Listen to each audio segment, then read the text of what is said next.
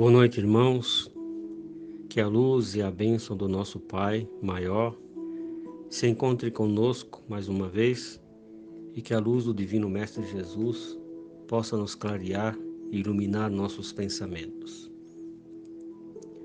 Hoje eu vou comentar uma parábola do Cristo, que ela está contida também no livro Em Torno do Mestre. E esta parábola do Cristo, ela só se encontra no livro de Lucas, que é o rico e Lázaro, né? Ou Lázaro e o rico, como a gente de vez em quando encontra nos textos que estão por aí. Jesus Cristo, ao se reunir com seus discípulos e apóstolos e os seus seguidores, ele relata esta parábola. E o interessante é que todas as parábolas do Cristo têm uma importância enorme, uma importância incrível, porque ela transcende o tempo, ela avança pelo tempo afora. São parábolas pertinentes que nos fazem, às vezes, pensar, meditar sobre o que estamos fazendo, sobre o que está acontecendo com as nossas vidas. Em uma dessas parábolas, Jesus Cristo, ao olhar a multidão que ali estava, a observá-lo, ele conta que havia um rico, muito rico, que esbanjava a sua riqueza de uma forma, como é que a gente pode dizer? Esbanjava sem dar a mínima aos outros, mas ostentando mesmo aquela riqueza, ostentando um poder. Se vestia de roupas caras, linhos caros. Os seus banquetes eram extravagantes. Se reuniam com as pessoas e para demonstrar às pessoas o seu poder, a sua riqueza. Só que o rico ele não percebia, ou quando percebia não dava a mínima, que no portão do seu palácio, no portão da sua residência, ficava ali à espera de migalhas que sobrava do seu banquete, da sua mesa, um mendigo, um coitado, de nome Lázaro. Tinha algumas feridas pelo corpo, pobre, sofrível, com sofrimentos que marcam qualquer um, que não são todos que conseguem suportar. E ele ficava ali, aguardando que trouxessem para ele até o lixo um pouco das migalhas que sobravam, que caíam na mesa, caíam no chão daquele banquete. E aquilo servia como alimento. O rico, quando olhava, não dava a mínima, porque para ele Lázaro não passava de algo inútil na sociedade, algo inútil, assim que a gente pode dizer. As pessoas também não se aproximavam dele, porque ele demonstrava que estava com feridas pelo corpo, um indigente. Como que realmente isso acontece até hoje, né? Até hoje com os nossos pobres coitados, nossos pobres irmãos que estão pela sarjeta, que muitas pessoas têm nojo de se aproximar ou conversar com eles. Os únicos seres que se aproximavam de Lázaro e que muitas vezes deitavam ao seu lado e lambiam suas feridas eram os cachorros, os animais. E conta Jesus que um certo dia Lázaro desencarna.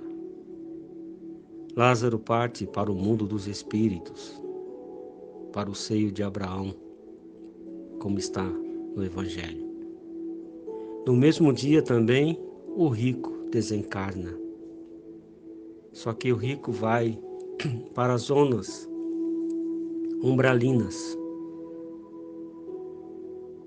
a sua posição, o seu estado de espírito, ele vai justamente para as zonas umbralinas, onde, como Jesus Cristo disse, haverá choro e ranger de dentes, sofrimento, angústia. Por que disso? Porque o rico não deu a mínima para a realidade de Deus. Deu mais valor à riqueza, deu mais valor aos bens materiais, deu mais valor ao seu status, à sua personalidade. Não se importou com a vida futura. Enquanto que Lázaro, passando pelos problemas da pobreza, suportando as angústias da pobreza, do sofrimento, e ao mesmo tempo sem criticar ou se vingar espiritualmente contra a divindade ou ao Deus Todo-Poderoso, ele suportou e conseguiu se encaixar, conseguiu estar junto com os espíritos, junto com a harmonia, a luz, e estava feliz. E conta Jesus que o rico ao longe, ele vê Lázaro no seio de Abraão, sorridente, feliz, enquanto que ele está num lado angustioso, triste. E Jesus, dando seguimento à sua parábola, ele diz que o rico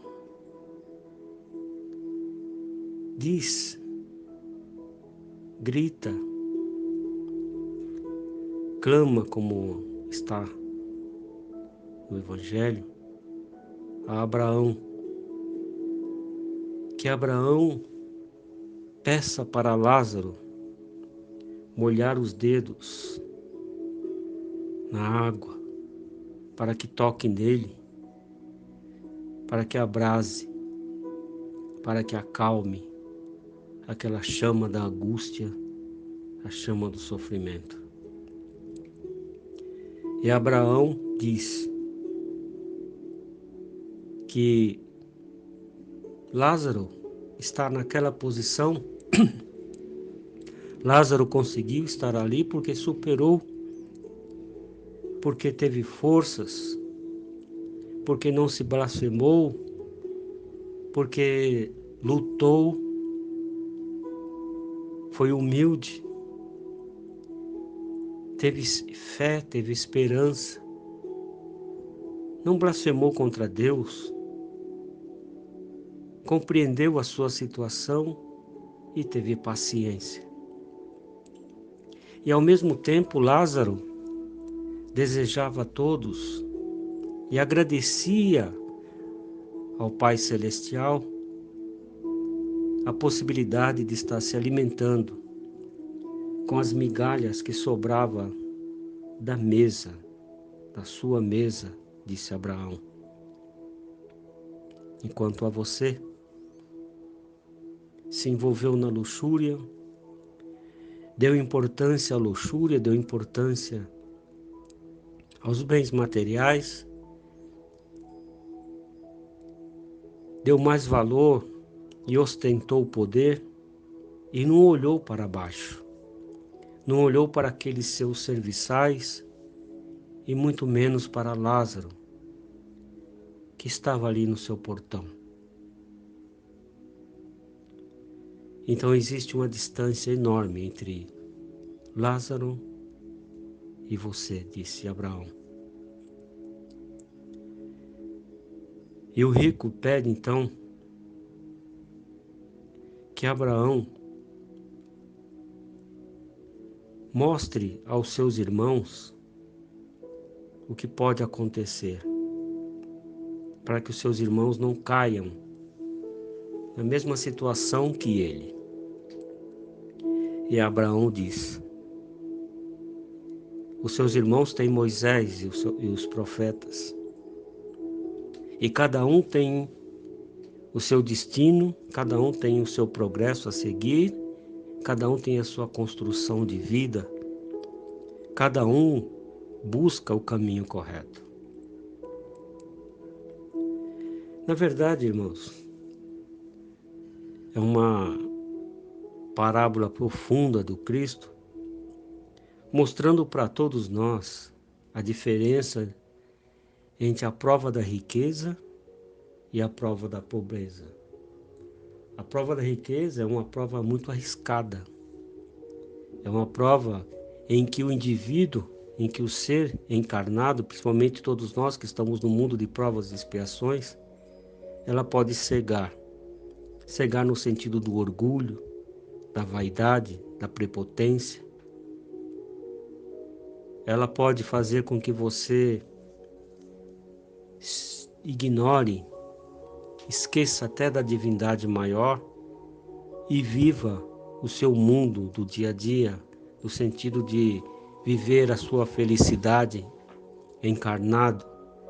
Mas esquece que a nossa vida ela é futura, a nossa vida ela transcende. A minha próxima encarnação depende dessa que eu estou fazendo hoje, que eu estou exercendo hoje.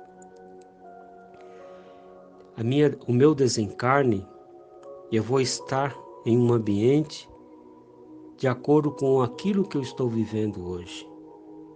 Eu posso galgar o caminho da luz, a porta estreita, ou eu posso entrar no caminho da ilusão, da escuridão, o caminho da porta larga. E quando Jesus diz que a pobreza ela é um instrumento de progresso.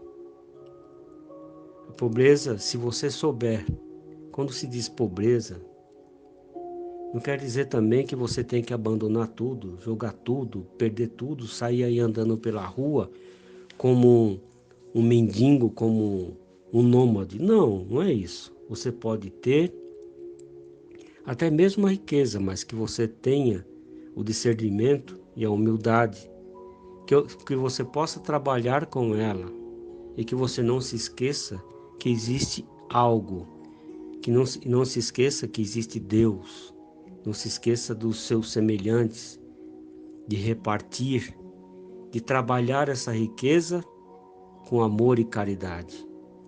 Deus, Ele não quer que você, Ele quer que você progrida, Ele quer que você conquiste, mas que você ao mesmo tempo que esteja progredindo, que esteja conquistando, não se esqueça de olhar para baixo, os degraus que você subiu, as pessoas que estão ao seu redor. E a pobreza, ela também tem um outro lado. Se você é como Lázaro, que não blasfemou contra o Criador, que não pôs a culpa no Criador porque você está na situação que está, você consegue seguir. Porque Deus ele não abandona ninguém. Seja você rico ou pobre, Ele não abandona. Nós é que nos afastamos do Criador pela nossa situação, pelas nossas atitudes. Você sendo pobre, se você condena o Criador, mas por que você condena o Criador? Porque você tem que olhar também para trás, os seus passos, e perceber por que você chegou naquela situação. Agora, se essa situação já vem com você, tenha fé, tenha esperança, progrida, lute, vamos em frente. Acredite que sempre vai haver uma luz no fim do túnel, que vai existir alguma coisa que vai nos mostrar um caminho novo, um caminho de fé, caminho de esperança. O problema de todos nós é que nós às vezes não olhamos para baixo, nós não olhamos para os nossos lados. Muitos de nós temos a nossa casa, muitos de nós temos o nosso emprego, humilde que seja, muitos de nós temos um salário aí razoável ou não, dependendo da situação do nosso país, de cada um, mas nós temos o nosso lar. Nós podemos de noite chegar em casa e poder colocar a cabeça no travesseiro, seja a temperatura quente ou fria, mas nós estamos no nosso lar. E nesse estágio, nós também somos ricos, diante daqueles nossos irmãos que estão na sarjeta, diante daqueles nossos irmãos que estão dormindo nas calçadas, diante daqueles nossos irmãos que esperam uma migalha, que esperam um pedaço de pão de cada um de nós. De repente, a gente pode estar na posição do rico. Ah, como está na posição do rico se eu não tenho essa riqueza? Mas você tem uma riqueza maior do que aquele que está na sarjeta. Você tem uma riqueza maior do que aquele que pede um pão, do que aquele que não tem aonde dormir, do que aquele que é um invisível na sociedade, do que aquele que não consegue nem tomar banho. Para tomar água, às vezes ele sofre as consequências porque até água as pessoas negam. Então, de repente, o rico que Jesus Cristo quis dizer, para hoje na nossa sociedade, para todos nós que conhecemos a doutrina espírita, o Evangelho do Cristo, nós somos ricos. E muitas vezes nós ignoramos aqueles que estão no nosso portão, que batem no nosso portão pedindo alguma coisa, pedindo um pão, pedindo o que comer. Eu digo isso porque não vai aqui nenhuma... É um exemplo que eu dou, porque como eu trabalho na rua, eu vejo muito disso, sabe? Eu vejo demais isso daí. Eu vejo as pessoas pedirem. Tem certos indivíduos que eles estão mal cheirosos, estão sujos. Mas quando ele vem falar com você, você percebe que é uma pessoa que a vida fez com que ele caísse naquilo. Ou não teve mãos que pudessem ajudá-lo. Houve situações em que chegou a pedir um alimento para nós lá, e ele ao mesmo tempo falar assim, olha, eu vou me afastar ali, vou ficar naquele canto para não prejudicar os seus clientes. Por quê? Porque você, sabe, é uma coisa tão triste, cara, muito triste. Então, de repente, nós, com o pouco que nós temos, nós somos ricos.